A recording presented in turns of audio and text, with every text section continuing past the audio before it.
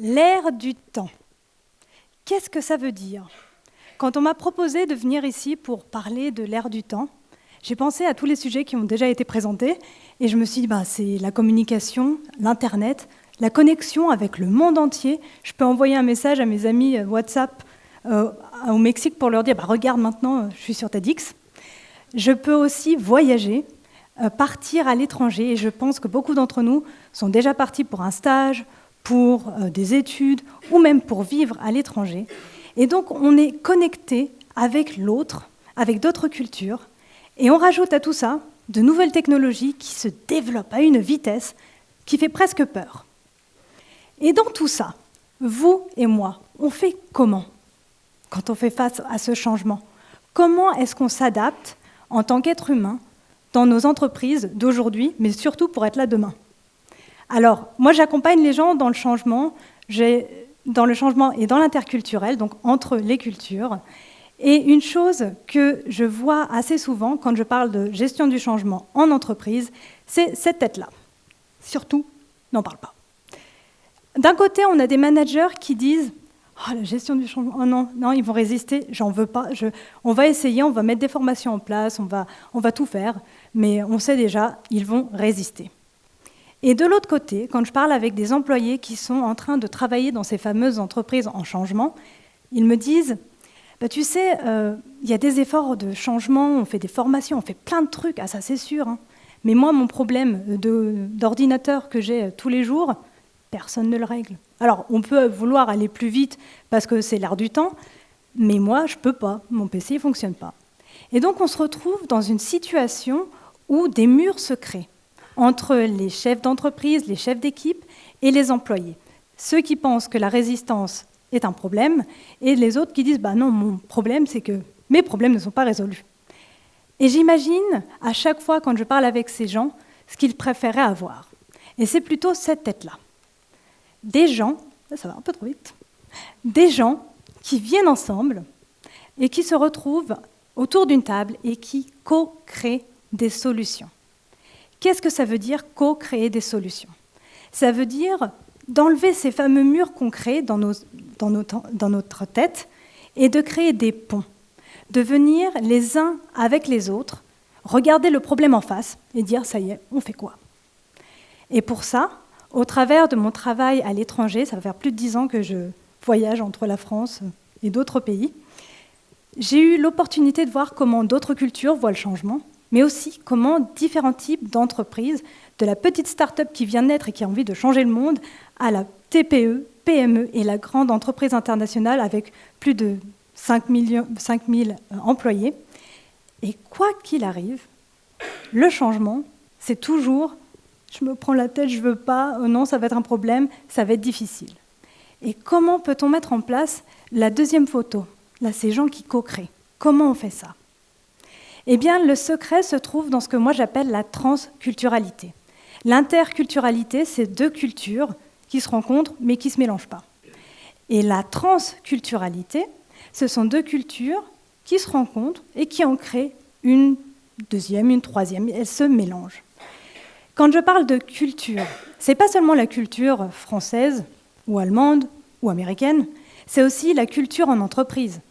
Les gens qui travaillent dans le marketing ne vont pas avoir la même culture que les gens qui travaillent dans la finance, parce qu'ils ont d'autres buts et d'autres buts à atteindre et d'autres manières d'atteindre leurs buts.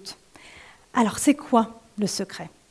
Eh bien, je vais vous partager 3 piliers qui peuvent vous permettre à vous, en tant qu'individu en entreprise et en tant que chef d'équipe et en tant qu'employé, de mettre en place ces changements de manière à ce que ça soit de la co-création et pas du « je crée un mur et on verra bien ce qui se passe après ». Alors, le premier pilier, c'est ce que j'appelle la perspective multiple. Ça veut dire quoi, la perspective multiple? Déjà, on est dans une salle avec plein de personnes et chacun est en train de regarder quelque chose de différent. Et vous allez interpréter ce que vous entendez d'une manière vraiment différente. Il y a des gens qui vont adorer ce que je dis, d'autres qui vont trouver ça ennuyeux, et d'autres qui vont détester. Et pourtant, on fait la même expérience. Enfin, on est en train de vivre le même moment. Et donc, la multidimensionnalité, c'est d'accepter que l'on a des visions différentes et qu'elles sont enrichissantes et pas qu'elles sont enrichissantes. Voilà. Elles enrichissent parce que si je sais que ma façon de voir le monde est de telle manière et que quelqu'un d'autre peut voir le monde complètement différemment, les portes des possibilités s'ouvrent. Qu'est-ce qui est donc possible? L'idée, quand on veut mettre en place un changement, c'est de créer une carte de ce que l'on voit et de prendre toutes les perspectives possibles. Et de dire, tu vois le changement comment, toi? Et toi, tu crois que c'est quoi le problème? Ah, moi, j'avais cru que c'était ça. Et c'est de rentrer en discussion, de détruire ces petits murs concrets et d'ouvrir les perspectives. La deuxième option, ou le deuxième pilier, s'appelle les acteurs connectés. Alors, avec Internet ou tout ça, on a des simplicités pour mettre en place une connexion entre des gens dans le monde entier. Mais qu'est-ce que ça veut dire vraiment être des acteurs connectés?